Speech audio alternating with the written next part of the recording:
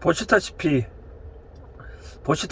여기 지도상으로도 북쪽 꼬리를 앞을 지나고 있는 모습을 보실 수 있을 것 같습니다. 북쪽 꼬리는 뭐 관광객을 맞이하기 위한 조성 안에서 그런지 좀 이상한 텅 빈 마을인 것 같습니다. 지금 홈이 곧 지나서 온 해안길인데요. 상당하게 민가는 없고 다들 산과 산 사이 해안길 좀 험한 편이네요. 꼬부랑 길 마을 앞 천천히 이런 2번 도로다. 옛날에는 이리로 호미곶을 간다든지 구룡포를 간다든지 이리로 많이 다녔나 봅니다. 저쪽에 이제 새로운 신도로 생기고 있습니다. 이리는 저 사람들이 많이 안 오는 것 같은데 주로 보니까 자전거 국토 중간길이라 뭐 이렇게 조성을 해놨나 봅니다. 바다가 해안길이니까 다음번 또 참고하신 다음에 호미곶 또 찾는 분은 또 요 길로 이용을 한번 이용해 보시기를 강추합니다. 바다가 보이고 왼쪽에 또 산이 있고 민가는 없습니다. 그래서 경치만 바라볼 수 있는 저 앞에도 역시 민가는 없고 자연 환경만 있는 그런 동네입니다. 바로 호미곶 지나서 바로 해안길이다 라고 말씀드리고 싶네요. 이 길로 계속 좀 더 가야 이제 포항 읍내가 나오고 포항 시내가 나오고 그런 것 같습니다.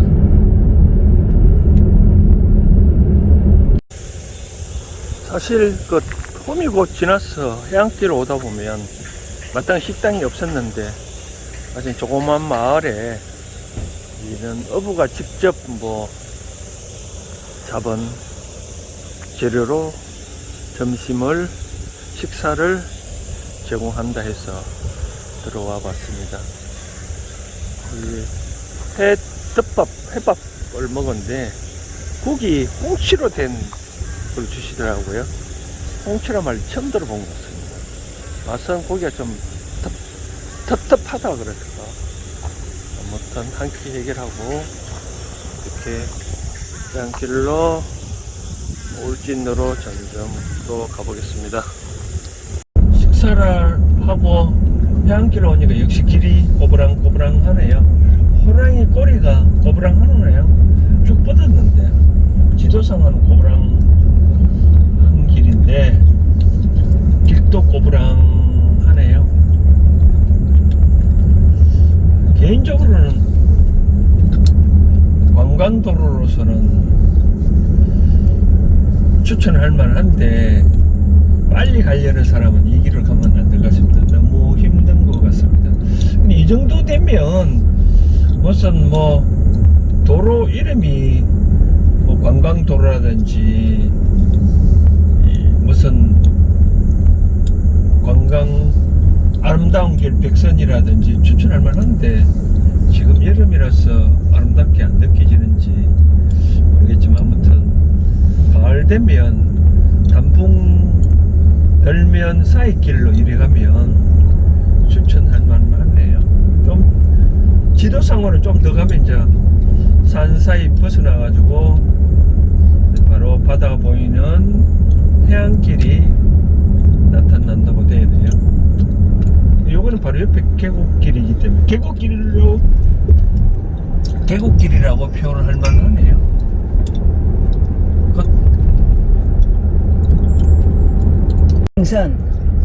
지금 이제 드디어 계곡길을 지나서 이렇게 해안길이 나타났네요. 저 멀리 안개 속에 잘 안 보이지만 포항 제철소가 보이네요. 보이고 이 길은 해안길 또 다른 묘미가 있습니다. 정책 당국에 제안을 해드리고 싶은 사항은 이런 해안길에 어떤 휴식처라든지 전망대를 하나 설치를 해 놓으면 좀 관광객들이 많이 이용을 한다든지 좀 더 새롭게 많은 분들이 찾아올 수 있지 않겠나라고 생각되어집니다. 통상 홈이 곧 갈 때 직선 도로가 있기 때문에 거리로 가면 많이 빠르지만 이리로 바다와 산 있으면 상당하게 좋은 풍경을 감상을 할 수 있을 것 같아요. 말씀하세요. 지금 조그만 동대가 우측에 보이네요. 보이고 포항까지는 이 꼬리지만 호랑이 꼬리가 상당히 길잖아요, 그렇죠? 근데 포항까지도 거리가 상당하네요. 그래서 그런지 상당하게 시골틱한 느낌을 받을 수 있습니다. 커터. 이런 길을 가보니까 생각나는 것이 깊은 산속 옹달샘 누가 왔어 만나요 하는 노래가 생각나네요. 이 홈이 곧 가는 길이 향길인데 군데군데는 이는 이 산과 산 사이 계곡으로 가는 것 같습니다.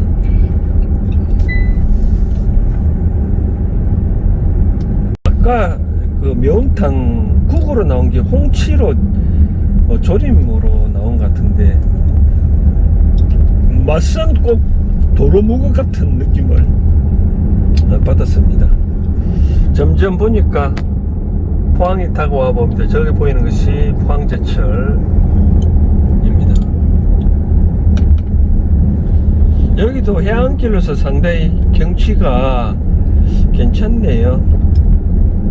잠깐 이렇게 차를 세워서 볼 수도 있도록 해놨네요.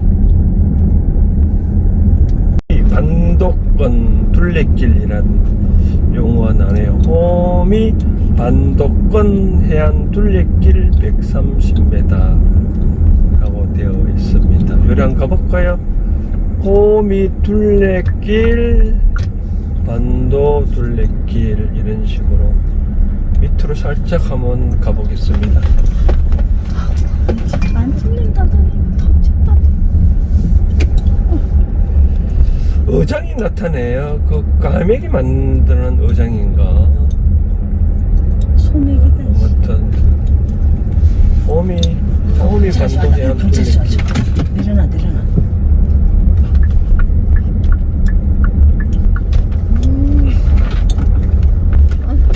그거는 삭제를 해야 돼.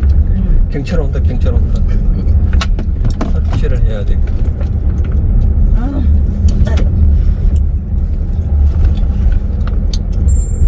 길 벗어나서 본길로 들어가 봅니다. 콩인가요? 홍차인가요?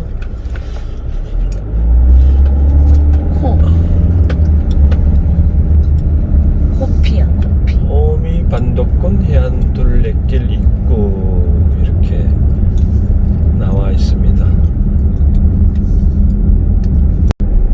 포항 시내가 가까워서 그런지 해안길에도 이제 점점 민가가 많이 나타나네요. 역시 사람은 주택가격은 우리 경제학에 보면 집값 주택가격의 형성 요인이라 해가지고 도심지와의 거리에서 반비례한다. 즉 도심지에서 멀면 멀수록 집값은 떨어지고 도심지에서 가까우면 가까울수록 주택가격은 올라간다는 반비례 법칙이 있는데 그러다 보니 도심에 가까울수록 집이 민가가 많이 나타나는가 봅니다. 저기가 이제 포항제철인데요. 점점 가까워짐을 알 수 있을 것 같습니다. 가다가 보니까 옆길로 빠지는 길이 있어서 가보니까 오랑색 원효 길이 나오는데 저는 해안길로인 줄 알고 통과될 수 있을 줄 알았는데 통과되지는 못하고 바로 주차장길이 나오더라고요. 그래서 시간 여건상 뭐 연오랑 세원여 지방자치단체에서 조성했는 이 공원은 지나쳐 갔습니다. 연호랑 세원여 테마공원을 이제 돌아서 나왔는데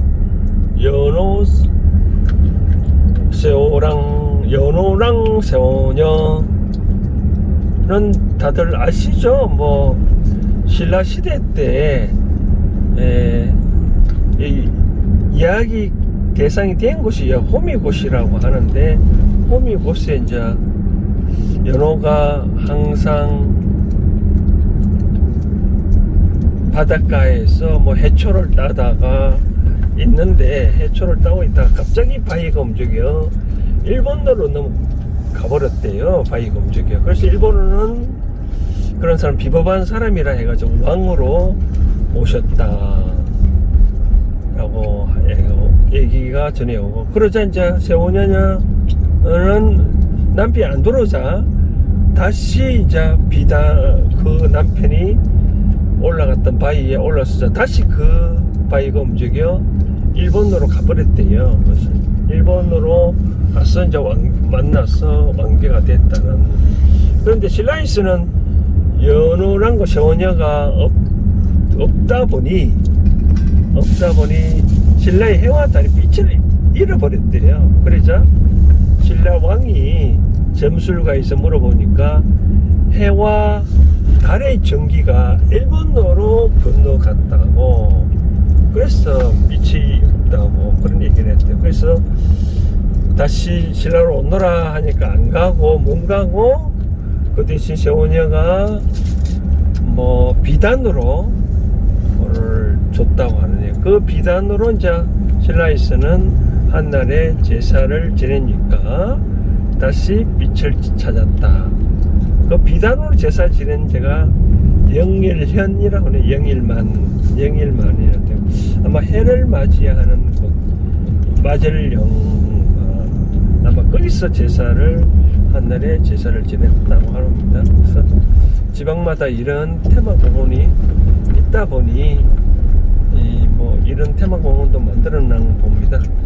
이제 좀 더 가보면 포항공항이 나타나겠네요. 포항공항.